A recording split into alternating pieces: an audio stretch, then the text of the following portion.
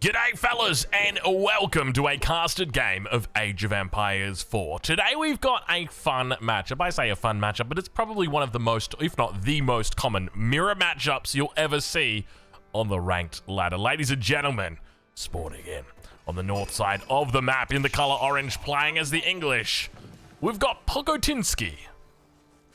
I don't know. I genuinely don't know. Yeah, apparently he's from Japan, despite his name sounding not Japanese. If anything, it's a bit more East European.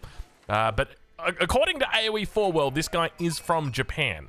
So we're just going to be calling him the Orange Player today because I don't think I'm going to be able to remember Pogotinsky. Yeah, who knows? Maybe we do remember it. Anyway, that's our first player for today. In the south of the map, in the color red, playing as the English. Also, it's Sass. Ladies and gentlemen, welcome to Dry Arabia. We are here. We made it. And of course, we've got a casted game for you. Now, the big question for me is, what direction does this game go? And I suspect the answer is going to be a game full of longbows.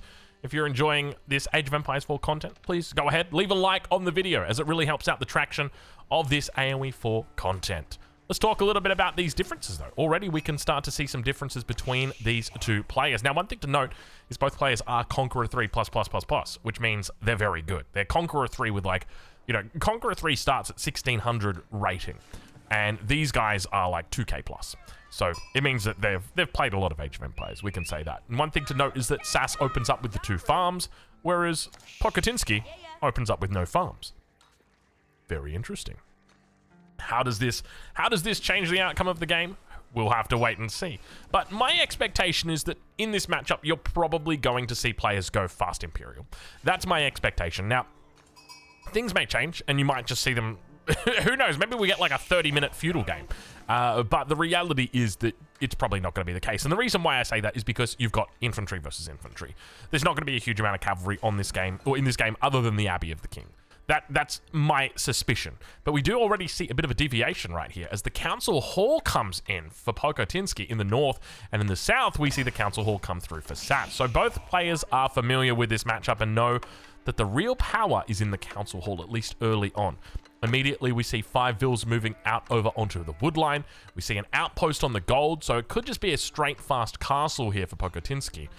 Meanwhile, towards the south side, looks like 2 vills remain on gold. The question for me is going to be about whether we see any town center deviations early on in this game, whether we see players look to move into a bit more of an economic focus over their opponents, and what kind of deviation we get. But I think undoubtedly, as we move towards the late game, one of the big factors is going to be the power of the White Tower. We've seen just how strong it can be in these matchups. The primary reason why is because it just guarantees that if your opponent tries to attack you, you're going to have a very strong defensive building to hold it down for you. 3 vills on both council halls. The mirror remains mirrored at this stage of the game. Lumber camp coming up in the north, lumber camp up in the south. Everything looking similar with the exception of those 2 farms and the outpost in the north, but the deviations will continue as the game progresses. Have a look at the hall, though. 14 sheep for Sass, a total of, 14, 15, 16, 17. So he manages. Keep in mind that one of the things one of the bonuses about going for these early 2 farms is it means that you've got 2 vills on food that are not using your sheep. And because you've got your sheep for longer, it means that you can do a larger run with your scout. So you can see he went for a big run around the enemy base, around his own base, and then finally delivers back. So it's one of the advantages of doing that. But Council Hall about to be finished for both of these players. The mirror continues, and I'm kind of curious to see how long these guys will mirror each other in this game. I mean, you could argue that they've already started to deviate, and now we see some interesting differences. So the walls signify, at least to me, that there are plans to play a little bit more economically. You might think defensively, but to me that just says, hey, I'm putting up these walls as a form of defense or layered defense. You're not going to be able to come through here, and it means that the town center can be dropped. But we don't actually see any stone being taken. So it could just be a king's palace instead in the castle age that he looks for. We now start to see the wheelbarrow on the way through for Pogotinsky. Meanwhile, on the side of Sass, it's double broadaxe coming through. Interesting how these deviations are occurring, because as I said, in this matchup, it's fun. It's probably the most common matchup that you'll see. And we don't see a whole lot of, you know, straying away from this Council Hall strategy. I suspected that we might see an Abbey of Kings, but it's not going to be the case, at least not today. Mill now coming up as well for Sass. He's going to look to invest even further in these farms, up to 4 farms now. Meanwhile, on the side of Pogotinsky, it's going to be just the single farm at the moment for him. 3 vils on the gold, signifying typically that that's just going to be upgrades. Normally, if you see 3 vils on the gold, that means eco upgrades followed by blacksmith upgrades. But the number of units that we see from Pogotinsky is only the single longbow for the moment, and he doesn't look to be that uncomfortable with remaining in his base. He just sits here for the moment. Actually, where is that longbow? I don't even... It says he's got a longbow. Where is the longbow? 2 longbows coming out across the map. Now, this is one of the things to note, though, about this matchup. Oh, it's in the town center, I think. Yeah, it was in the town center. So one thing to note about this matchup is because of the speed that the Council Hall trains units, if you spot any longbows coming out, it's really easy to counter that because you just make your own longbows at home, and now all of a sudden you've got the ability to deal with the threat that your opponent's got. Now, another thing to note in this matchup is that if your opponent decides to play Feudal Age and ever puts pressure onto your Council Hall, if they get a longbow mass greater than yours, then it basically means you can't make longbows from the Council Hall anymore. Because as you can see, it's in a somewhat forward position, both of these Council Halls, towards the front of the base. And that's typical, but it also means it can be unforgiving if your opponent decides to put on early pressure. But Outpost now comes up on the goal. Both players looking to mirror each other. It's not going to be any second town centers for the moment, at least not through the form of the standard town center. Perhaps through the King's Palace, both players will look to opt. If you've got one player who goes for the King's Palace and one who goes for the White Tower, and they're both playing 1 TC, I think that the King's Palace is definitely a more valuable age up compared to the White Tower. Just simply because having that early second town center really gives benefits throughout the course of the game. But the longbows make their way towards that top side. They're going to start firing down upon the villagers. Sass looking to get some damage in. Vils jump inside the outpost. Keep in mind, Sass has got 8 vils on gold on that south side, so he's very much looking to age up as soon as he possibly can, compared to Pogotinsky, who is he's somewhat delayed with this. I'm kind of curious exactly what the plan is here for him, because he's now looking to do the same thing. Have a look at this. He's now, both players isolating the gold from their enemies. Where are the longbows up here? They're up towards that top side. I wouldn't be surprised to see a couple longbows rallied up here. We can actually see what that Council Hall is planning to do. And underneath the outpost, the longbows come through. You can see that the Council Hall is now going to start training up some more longbows here, but the numbers are in favor of Pogotinsky early on in this game. He might have to think about secondary gold mines, but have a look at this. All of the gold is to the right of the town center in this bottom right corner of the map. Now, he can technically come up towards this larger gold vein, but you're going to be very exposed if you do that. There's nothing safe that's along the edge of the map over on this left side. It's all over on the right side here. So by Pogotinsky posturing on this right side of the base, it means that it sort of cuts off Sass completely from gold, and it means he's going to have to head back to the drawing board and think about other strategies. Longbow numbers remain decent for him. Keep in mind, if he just put the vils inside the outpost here, the outpost would be able to deal with this, but now he can't really get back out to it. Longbow numbers do continue to climb, though, for Sass on the defense, and he should be able to deal with this. Over time, he's going to take some losses, as we can see. Towards the north, though, we'll check in with Pogotinsky, as 5 vils have now made their way onto gold. You can see that he's got longbows up here. I don't know exactly where the longbows of Sass have gone. There they are. They've made their way back down towards the south. He's now going to be able to clean up the enemy longbows and will be able to send vils back out to gold. This obviously gets scouted out by Pogotinsky. He knows exactly what the plan is. A castle age will be inevitable. I wouldn't be surprised if we just see double King's Palace coming out from these guys. Just because when you've got low numbers of units, it doesn't really make sense to go into the White Tower, right? Like, the White Tower is obviously a very good landmark. It's got great production facilities, and we saw it come to strength a couple seasons ago when or prior to the nerfs that it got. It actually got a pretty decent sized nerf. It used to produce units at double the rate that a normal production facility would use or would produce, and as a result, it was very good. But we do see the King's Palace now going to be coming up for Sass in the south of the map along this wood line here. Beautiful little spot that he's got for it. The one thing to note is that his wood is definitely, or rather his gold is definitely exposed. At the same time, Pogotinsky will be looking for that age up as well. 8 vils on the gold, a little bit more reasonable than Sass with, I think it was 12 villagers at one point. And a lot of vils here on on food. Now, which age up does Pokotinsky go for? There we go, we got it out. I'm going to suspect it's the King's Palace as well, and indeed it is towards the south of the base. We see plenty of vills being brought in to get this age up through. So once again, they are going to mirror each other with regard to landmarks. You can see the meta at the top level for these English mirrors has obviously not shifted too significantly. Age up about to come through. I'm going to take a quick swig of my drink. Give me a second here, folks. I'm just going to go grab my drink. I'll give you 4 seconds to guess what it is. Here we go. Oh, that's good. That is so good. It's Red Bull. Yeah, you didn't get that one. You thought it might still be coffee or water from earlier on. It's not. It's not. We're on Red Bull. We're actually on the watermelon flavor. So it's quite nice, the watermelon flavor. I like it a lot. It definitely switches things up. A little bit more expensive though. But look, you gotta pay the extra stuff to get the good stuff. But anyway, on the south side of the map, we see a stable coming up for Sass. He's also dropped down the monastery. So looking to get a little bit more involved with picking up those relics, and the walls have started to come up for him as well. I think we might be having a potential race to Imperial here.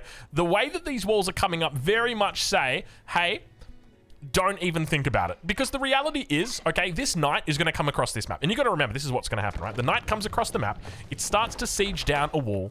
2 crossbows get made from the council hall, or, you know, a handful of longbows, whatever it might be, get made. They force the knight back, and then the other player just says, okay, I'm not going to bother. What's the point in making 4, 5, 6 knights when I'm not going to be able to get through? Like, of course I can technically siege these walls down, but I'm just going to lose knight after knight after knight to all these damn crossbows. And that's because you can make them so fast out of the council hall. So it's one of those things where you predominantly are going to be using these knights to secure your relics, and I wouldn't be surprised if we just see both players head straight up to Imperial Age behind this. So we're going to have a bit of a passive, I'd say a bit of a passive opening. I mean, we've had aggression early on in this game. Both Sass and Pokotinsky, I think that's how you pronounce his name. They've gotten their longbow numbers out, but I wouldn't be surprised if this game just continues on to the Imperial Age. And we have some time to chill out. We have some time to talk. What are we going to talk about? I don't know. What's in the news lately? I mean, we've obviously spoken about the CEO situation recently. No real developments there. It's been quite quiet on that front. Though I suspect by the time this gets uploaded, there's probably something new. So at the moment, this is the 14th of December. That I'm recording this, so that's when my cutoff date is. You know, one of the interesting things that is happening at the moment is AI. Man, I tell you what, AI, that's a fun topic. Let's talk a little bit about AI, because AI is one of those things. I don't know how much I've spoken about AI here, because I'm pretty big on it. I'm bullish on AI. But I remember there was one post I read, I think it was on Twitter, and basically somebody was explaining about how they have a son who is 6 years old, and he's got all of these questions, and he just watched as the open AI voice, they've got this new voice, it's called Voice, I think V2, it basically just had endless patience and all the answers for this child with its questions. And, you know, the future is that your children will have these essentially like a best friend who knows everything, that is infinitely patient and always willing to help and is friendly, and it's just crazy, man. Like that is insane. The amount of potential learning that we are about to experience as a civilization is going to be incredible. And like I feel like I've already had a couple of situations with my son where I've introduced him to AI. Like, as an example, he knows who the Apple AI is. I'm not going to say her name because I don't want to turn all of your phones on at once, but yeah, like it's quite funny. So I'll say like, hey, can you turn off the TV downstairs? And he'll look at me and he'll be like, no, stop, don't. And he'll talk to her and say, don't do it. And he'll say her name. And obviously she doesn't listen to him, though she does recognize when he says the magic word, which is quite funny. But anyway, I had him with V2, with the OpenAI's V2, and I was sort of, you know, just let's see what happens. And straight away, he just started asking about spiders. He was like, where but it's funny, right? Because he's only 2 years old, so he doesn't really comprehend what an AI is yet, let alone spiders. But he was asking, where are the spiders? And, you know, she's like, spiders typically hide in places that are dark or cozy, hard to find, out of the way. And and so like he found a spider. He's outside. We're outside, and he finds a spider. And she's saying like, "Wow, it sounds like you found a spider." And he called it a mummy spider. And she's like, "Oh, it was so cool. Like the way that she talks to him is different from the way she talks to me. Like she'll say, 'Oh, it's a mummy spider.' Wow." Like she knows it's a child, dude. It's crazy. It's crazy. Anyway, you know what else is crazy? Look at these. We are starting to see a bit of difference of opinion when it comes to these unit comps. There you go. That's our little segue. Apologies, it was probably a bit too long, but you know, AI is one of those big things. We'll probably get more into it in later on in the game, depending on how much or little action we see from these two English players. But sacred sites are starting to be contested, and you can see that obviously Pokotinski doesn't want any sacred sites to be taken on his watch. Knights moving out across the map. Sass, of course, plenty of vills back behind these 66 vills compared to 64 of Pokotinski. So things are beginning to boom. When it comes to additional town centers, both players still just sitting on those 2 town centers. So obviously your main TC as well as the King's Palace, no additional TCs despite these walls. And that's kind of interesting because naturally when you see these walls come up, I don't know about you, but I'm like, okay, it's time to boom. That's what I see when I see both players doing this kind of thing. But Pokotinski definitely looking to play a little bit more aggressive here. We can see the numbers are quite good for him. Now, one thing to note is that with Sass, if he just goes Imperial Age and goes like the Berkshire, he just puts it down, and then Pokotinski can't really do much against that. He just has to go imp himself as well. But by doing that, you kind of force your opponent into a Berkshire. So that's one thing. And if you're playing Berkshire against oh my god, the Wingard. There we go. I thought I forgot about it for a second. If you're going into the Berkshire, like, obviously it's an incredible defensive powerhouse, but the Wingard is where it's at. You just get so much value, so much potential out of the Wingard. Sacred Site number 1 now captured for Pokotinski in the north. Meanwhile, we do see those cavalry units looking to pick up reinforcements. Obviously not going to be able to get behind enemy lines with the walls. And we see the presence of units now for Sass beginning to rise. It's going to be largely crossbows together with the men-at-arms as they look to repel the men-at-arms and longbows of Pokotinski. There are a handful of crossbows in here as well, a couple of spears mixed in, so it's going to come down to micro. Pokotinski's going to need to use his longbows to pick off the enemy crossbows. He's going to need to use his crossbows to pick off the men-at-arms, and he's going to try and keep his men-at-arms front-lining while those crossbows go down and hope that he doesn't lose too many of them. Double wolves. Actually, what wins here? I feel like Warwick, the wolves win every single time here. There's no way you're capping this sacred site with this many wolves. We'll keep an eye on it though. And despite having a smaller army, Sass is able to push Pokotinski away. It's a sad state of affairs right now to be an English enjoyer. No soup for you, the soup chef. Well, I'm not gonna say the full thing because I don't want to get demonetized. You know how YouTube is? You say one word and they're like, you said a bad word. You said a word that sounds like a bad word, so I'm not even gonna say bad words. It's interesting how I did read something on a website that starts with a 4 and ends with an an. Yeah, someone was like, this is a bit dystopian how we've got a form of, is it called others speak? I can't remember. It's from 1984 by George Orwell, but he has a term for it where basically you can't say that there's a word that starts with S and instead you have to say a word that's unalive. And they were like, I can't remember the term. Anyway, I'll stop. Let's talk about the game. Oh gosh. I think English mirrors are just kind of prone to this situation where, you know, on one hand, I want to talk about the game, but on the other hand, it's like, you know, we got some time here, folks. We got some time anyway. Wingard Palace coming down in the back of the base. Have a look at how many farms we've got here for Sass as well. We're talking 41 farms. That's a fair amount of farms that you are seeing this early on as the English, compared over to Pokotinski, who is currently sitting on 30 farms. So quite a bit more. Walls up to the north now under pressure from the 3 knights, but of course just a handful or just a couple of units going to be coming out in response should be able to repel that attack for the most part. We see the campfire gets put down gets taken out immediately, and now ideally in this situation Sass just wants to fall back. You've got plenty of gold in the bank. You just want to get those upgrades through. So of course we're talking about getting enclosures. We want to get our elite men-at-arms upgrade, and we want to get our elite longbows or elite crossbows, depending on what we're making. In this case it's going to be crossbows. So those are the upgrades we want to prioritize, and we want to just fall back because if our enemy pushes us during that time, we don't want to take the fight. And you can see, fortunately here, Pokotinski doesn't look to take the fight. Instead, probably going to be thinking about aging up himself. Now, the question for me is going to be about what do we see out of the Wingard? Is there the potential to see some rangers out today? I suspect there may be. This, if there's any matchup for it, you would expect this is probably going to be the one that makes the most sense for it. The Ranger, of course, notorious for its long range. You can look to couple it with university technologies like bowstrings, silk bowstrings, and really maximize the range. Maybe even chuck them on top of a stone wall and just look to hit everything and anything possible. I think they were getting, weren't they getting up to ridiculous numbers, like 13 range or something stupid? And then I'm pretty sure they nerfed it, didn't they? I think they nerfed it. Anyway, we'll double check. We'll make sure. All right, I'm going to take another sip.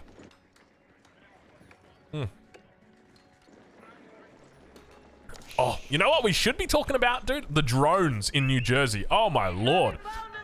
What is going on there, man?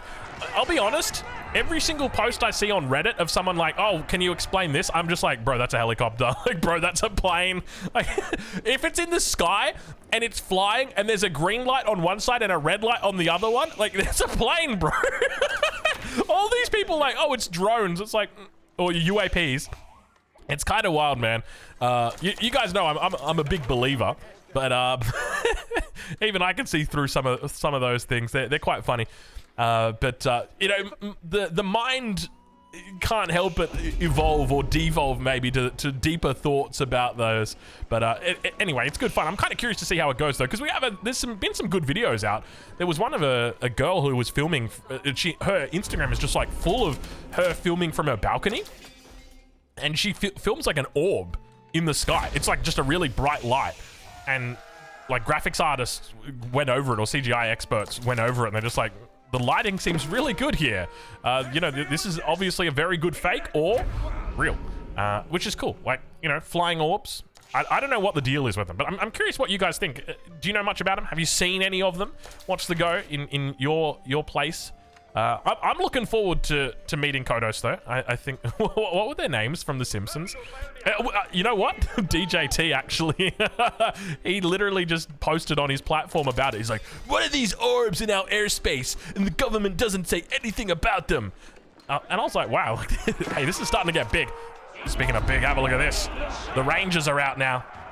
Now, keep in mind, I'm on the 14th of December here, so by the time this goes live, it might be like, we might have actually met the aliens, in which case, I'll update you guys, don't worry. we'll get an update through. But nice little movement out here by SAS. I love this. Securing the gold for the late game. So throws down the keep to defend, throws down the outpost for the line of sight, mining camp to gather up the gold.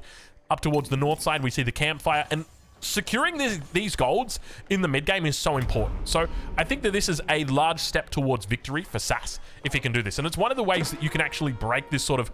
I wouldn't say that we've got a stalemate right now. We've just got two players that are kind of building towards the same thing, right?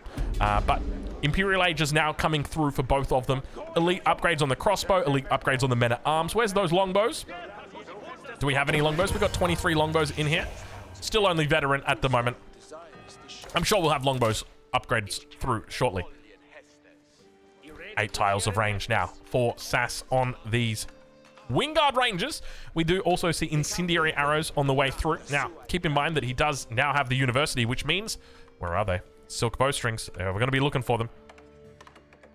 So, stringing bows with silk grants archers 1.5 range. That's a lot. I think it used to be 2, and then they nerfed it down to 1.5.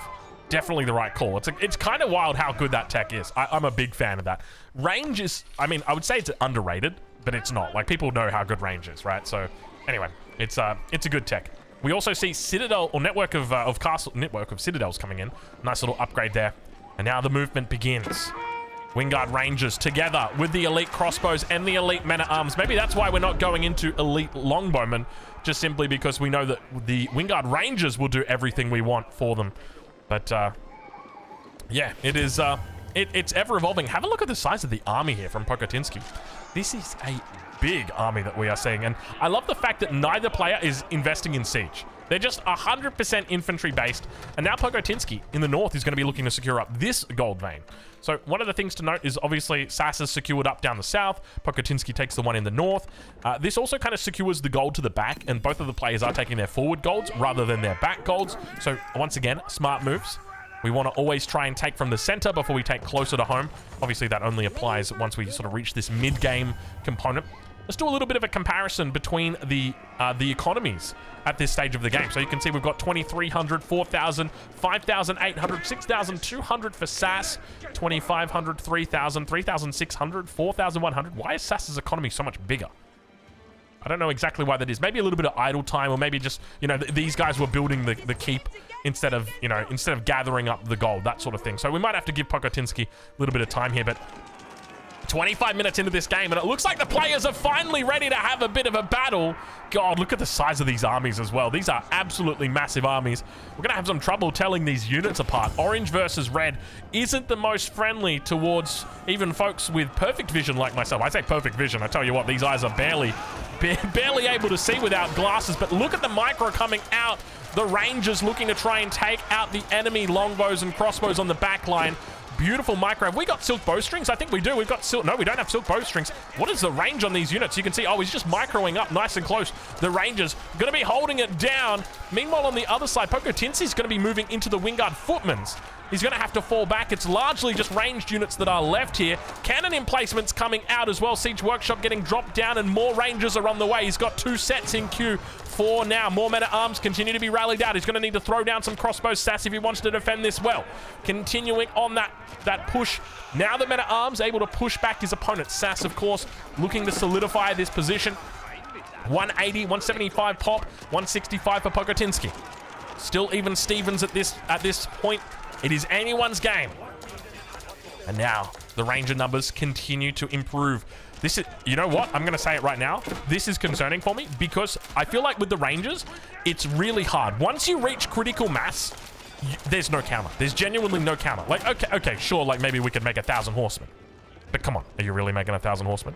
And that's the trouble right now. I feel like for Pokotinsky, he has to go into his own Rangers.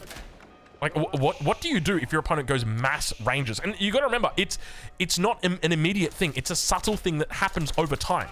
And already we see them now with 9.5 tiles of range. That's a huge amount of range. If you chuck them on a stone wall, that goes up to 11.5 tiles of range. If I remember correctly. Maybe they changed the stone wall interaction. You know, the issue that I had was I read the patch notes, but they were like the first draft of the patch notes, and then they came out with the second set of patch notes, and I kind of like conflate the two, and I don't remember which one is which. But all right, we got ourselves a little bit of teeing off here, a little bit of golf, as slowly these Wingard Rangers are going to work down the keep. Keep in mind they do get that 3 damage now as siege, but he is losing out on these troops. You probably want to fall back away from that. You don't want to be taking that fight. Yeah, you can see he's actually got. Look at this. Hold on. Cannon emplacement's reaching? Cannon emplacement's 9.5 tiles of range. Oh, these are 9.5 as well. This is not a fight you want to be taking then. This is definitely not a fight you want to be taking. All right, over towards the east side. Men-at-arms find a connection over on the large stone outcropping. Walls have started to fall as well for Sass, or rather for Pokotinsky. It's not that they're falling, it's just that there's a bit of an opening on these wood lines. Multiple openings. A lack of stone walls for these players. Silk bowstrings has been researched, as well as incendiary arrows. And now, towards the middle of the map, both players begin to make their way through. We see a couple of trebs now coming out for Sass, and you can hear that those arrows are firing off. Plenty of crossbows together with the Wingard Rangers. I'm loving this composition, largely ranged composition. Sass with 30 men-at-arms in queue. He's going to look to try and funnel them towards the center of the map. He's losing out a lot on these crossbows. The Wingard Rangers need to be focusing down the range units. The crossbows need to be focusing down the melee ones. It's very hard when you're microing away from the enemy troops, though. Treb's looking to try and take down this keep. He wants to challenge this gold vein, but Pokotinsky not going to allow it as the trebuchet gets taken out. More men-at-arms continue to rage the front. Elite army tactics, I think it's through on these units. Yeah, I would suspect by their large amount of melee armor that it is through at this stage. Meanwhile, 40, look at the crossbow number here, 49 crossbows. Still 23 Wingard Rangers here for Sass though. And to me, this is the problem, because the Wingard Ranger number continues to rise. Now, he is losing them out. You can see there's Wingard Rangers coming out for Pokotinsky. Oh, it's happening. To me, it just feels like they're the trump card. It just feels like you are... As long as you can outmass your opponent on that front and just spam men-at-arms, it feels like to me that you just win. But now, The defense coming out. Look at the attack speed. They're literally firing a second arrow while they're in the air. The first one comes out and then the second one gets fired. It's crazy how much damage these things are able to put out. Look at the micro. Look at the range. God, these Wingard Rangers are incredible, dude. They truly live up to their name. More Wingard Rangers now coming through. He's up to 29. Sass, you got to continue falling away from this position. Let your men-at-arms be your front line. Don't let your ranged units frontline for you. Able to take them out, and it looks like he's going to solidify this position now. Holds on. And Pokutinsky forced away. Meanwhile, we hear what appears to be a trebuchet, double trebuchet here. Now going to be firing down on the keep of Sass, of all people. Sass was obviously on triple treb just a little bit earlier. He lost all three of them. Now he's going to have to rebuild. Meanwhile, Pokutinsky going to be losing out his trebs. Look at the Wingard Rangers. Who needs Springles? Well, of course, you don't really need Springles anymore. But Wingard Rangers, of course, an incredible range on these units. 11.5 tiles of range, I think? Or was it 10 point? No, 9.5. Sorry. 9.5 tiles of range. Don't get ahead of yourself here, Drongo. Still maxed. More units continue funneling in. He's also on the side of Pokutinsky. We see more Wingard Rangers coming through. And now those bowstrings that we hear firing off. Let me double click. It's arrow volley, apologies. They get that nice little attack speed. What actually, hold on. Reduces long moment time. Stop time to attack by +1 second for a duration of 6 seconds. So basically, they just fire really fast for 6 seconds. More men-at-arms funneled into the center. And you can see we have just got a battle of attrition going on here. Now, keep in mind, with enclosures technology, you've got infinite gold, and this is going to continue pushing men-at-arms forward. At the same time, you've also got the Wingard power. Look at this, dude. I want to make sure the blacksmith upgrade is through. Yes, it is. Okay, so it means that he's going to be able to produce these units extra fast. You can see that they're heavy on wood, a little bit heavy on the gold as well. Obviously, no food is going to be required for these bad boys. But now, I think crossbows as well going to be an important part. But I think really the play that you want to be making here is like men-at-arms, crossbows, Wingard Rangers, and slowly you want to just be amping up the numbers of Wingard Rangers, try and keep them alive as much as you can. And I think that's the play that you want to make. But we'll have to see exactly what the plan is here as to whether these guys deviate from the norm. And interestingly, have a look at the gold counts. So Pokutinsky, has he picked up enclosures? Yes, he has picked up enclosures. So he's doing fine on the economic side. Precision crossbreeding, not yet through for him. Meanwhile, it is through for Sass on the south. Economically, it looks like Sass probably still, yeah, definitely still quite far ahead here. So he's picked up all of his, or most of his, in fact, all of his eco upgrades. Oh my lord, look at the eco upgrades for Pokutinsky. Yet to get lumber preservation. Yes, yet to get crosscut saw. No cupellation. No acid distillation. No, they've changed it. It's not acid distillation anymore. It's shaft mining. They like to mine for the shaft. Wow, there you go. They like to mine with the shaft, rather. It's a different type of mining than the one you're thinking of. Anyway. I should say it's a different type of shaft than the one you're thinking of. Sorry. There we go. We fixed it up. All right, well, in the back of the base, I mean, there is a huge amount of farms down here, and this is all just going straight directly into men-at-arms. You can see how much production is on this front here for Sass. Exactly what he needs to be doing in this late game. And now, marching forward, he's trying to take out this keep. Now, one thing to note is this large gold vein has been pretty much mined out completely. It's down to 2,500 gold out of a total of 8,000.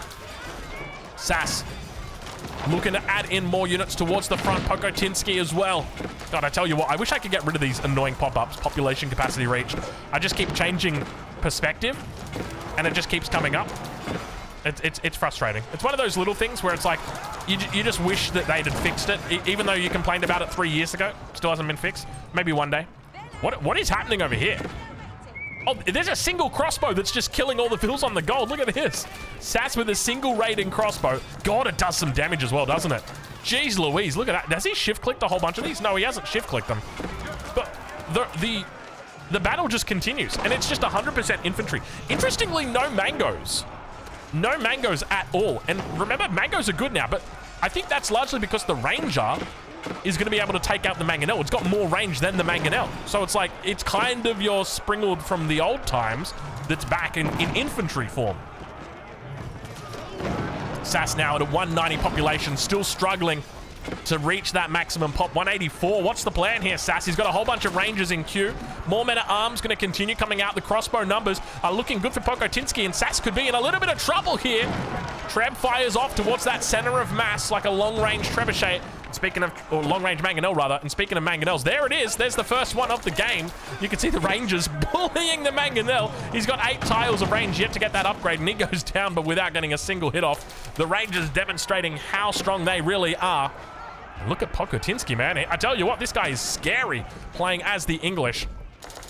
We don't know much about him other than he's Japanese. He's also got another account. I can't remember the name of it, but it doesn't have this. Is it called? I want to say Cyrillic? Acrylic? I don't know exactly. It's the same letters that are used in the Ukraine and Russia, and maybe a little bit of Greece. And maybe like Belarus, but my alphabet is not, my knowledge of their alphabet is not the best. All right, well, Sass working his way back up to max population. We start to see upgrades on the way through. He's going to move into siege works, slowly trying to rebuild at this front. You can see plenty of production now getting thrown down for him as well. Wants to just make sure he's got 100% uptime on these production of units. Meanwhile, Pokotinsky starting to bank up some resources. Have a look at the amount of units he's got in queue here. And now we hear the volleys going off as Sass defends on the south up against Pokotinsky. Non-stop rangers being added in with the men-at-arms. Only a handful of crossbows. Look at the army difference here. 92 versus 66. A big difference between these two. More and more units rallying towards the front. Sass trying to hold on for dear life. Mango. He's got the upgrade now. It's got an extra range. He's got an extra burst attack, an extra projectile. And of course, he's got that extra radius. This is what we were talking about. And so it means that with Sass going into this mangonel, there could be a turn of tides. Men-at-arms able to defend and hold on, but the numbers continue to rise. Have a look at the numbers here for Pokotinsky. This is absolutely ludicrous. He's also adding in more and more longbows as well. We're starting to see longbows together. He's got the elite upgrades for them. You can always tell them by their cute little hats. There they are. Everybody wants a hat like that. And Sass now continues to push forward. Outposts are up. When it comes to fighting on the flanks, the Gold Vein pretty well exhausted at this stage. Pokotinsky still got a little bit of gold back here as well, 3.5k. Same thing for Sass. He's only got 86 left on that one. Just kind of leaving it for a rainy day, I guess. It's obviously part of his wall. And just decided to move those vills before it ran out completely. Mangonel now going to push up, see what he can get with regard to value. It's big. It's a lot of damage. Beautiful spread there. The Mango is slowly going down. He gets off a second shot. Big damage, Eddie. Big damage. Another good shot. Mango's on the flanks. Mango's on the flanks. Tell you what, I'm starting to look a little bit like a fruit salad here with the way these mangoes are flanking the center. Wow. Nice hold there from Sasson. He's going to have to rebuild, but despite having 4.6k food per minute, he's struggling to field an army of 200 pop. Incredible stuff that we're witnessing here. Meanwhile, on the other side, Pokotinsky has got plenty of units in queue still. A little bit in the bank, but I guess that's just one of the things. Oh, all sacred sites are taken. Did not expect to see that. Now, they're not walled up, so there's not really a huge... Oh my god, look at the size of that army. Look at the size of that army. He doesn't actually have an outpost out here either. He's not getting that extra attack speed just yet. Pokotinsky on the offense. I'm running on board with Sass, but we're still getting that error message. Okay, there we go. It looks like it's been fixed up. Mango at the back. Gonna get taken out by the men-at-arms. I feel like he needs more mangoes. I think he needs more, but the trouble that he's got is wood. There's no wood here. There's no wood here. There's no wood here. He's going to have to move to the west if he wants wood. He's also got a couple of vills that are going to be moving out to position on these wood lines, the smaller wood lines towards the eastern side. But both players have run out of those primary wood lines, or at least the majority of them. You can see that Pokotinsky has also run out pretty much of all of his wood. Now going to fall back. Look at the military difference between these two. We can start to see that Sass is falling a little bit out of favor. Sacred Site being neutralized. I was just taking a swig of my Red Bull there. The Wingard Ranger definitely been the hero in the fights today, but as you can see, the longer the games go on, neither player is really building into them anymore. And I think that's just because you can't get them fast enough out onto the field. Bombard now, going to attempt, and look at Pogotinsky. The army is huge. He's down to 105 bills. He's just all in right now. Sass, he needs to reach. He needs to find something to get him back into this game, and I can't help but feel like maybe it's a Mangonel.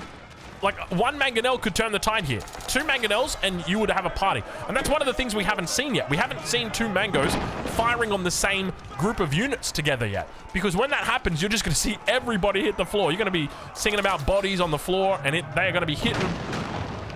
Let's see if Sass reaches towards that. The infinite infantry battles between the English. The defense once again, Pogotinsky trying to finish off Sass in this game.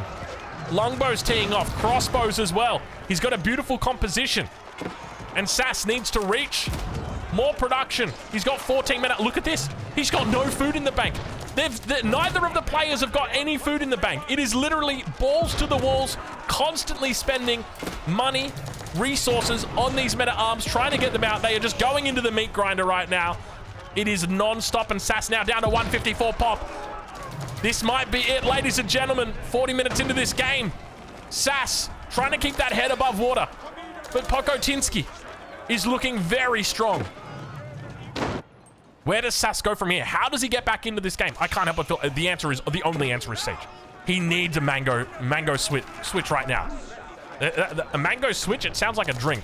Can I get one mango switch and a lychee spread? Sounds good. Yeah, I'll take that. Meanwhile, Sass still rallying more men-at-arms towards this position. Yeah, I don't know. For me, I just feel like 4 mangoes and a whole bunch of men-at-arms, and you just push all this back, right? Because your enemy doesn't have a lot of Wingard Rangers. So there's not a real threat here to your siege. The Wingard Ranger is the threat. I guess technically the longbow is also a bit of a threat because it does get the silk bowstrings. Where are the longbows? Let me check the range. 8.5 tiles. The mango still outranges them. But we do start to see more Wingard Rangers. Sass gonna try. He does manage to rebuild. He was down at 150 pop. He's now back up to 200 pop. So he managed to find a way back into this game. He's weaseled his way back into it. Of course, Pogotinsky's just taking his time, slow rolling down all of the production on the front line. But behind the scenes, more production is coming up for Sass. He's got units in queue. Is he deleting vills? I think I just heard things get deleted. He's deleting vills. He's got to be deleting vills. I think he's trying to go all in. Yeah, he's deleting vills. No. No, you can't delete vills. No, you can't delete. No. Is that what he's thinking? Is that the way he's thinking he's going to get back into this? He's deleting more vills. You can hear him. He thinks the way to win this game is through a critical mass. Maybe he's going to try for one big fight with a larger mass. I don't think you can run it. If you were in this position and you were deleting vills and you were rallying towards the middle, I could understand that. But to be on the defending position, the trouble is, let's say you win a big fight here, like you delete all your vills and you go up to, oh my god, look how many he's deleted. He's deleted like another 30. He's really doing it. So let's say you delete, like, you go up to 150 military pop and you win this fight. You have to replace all your military. And as it's walking across the map, the enemy's already replaced theirs. And so basically they get to have 2 fights against your army, whereas you only just get to have 1 fight. Whereas if you're on the offensive and you delete the vills, you basically kill the enemy's army once and then that's it, they're dead. So in this position, Pogotinsky, 100%, I could see why he would want to do that. But look at this outpost starting to come up. Have we got cannon emplacements on the way? Is that what it is? Or is he just looking to extend this network of citadels? I definitely have... Oh my god, he's deleting even more. He's down to 57.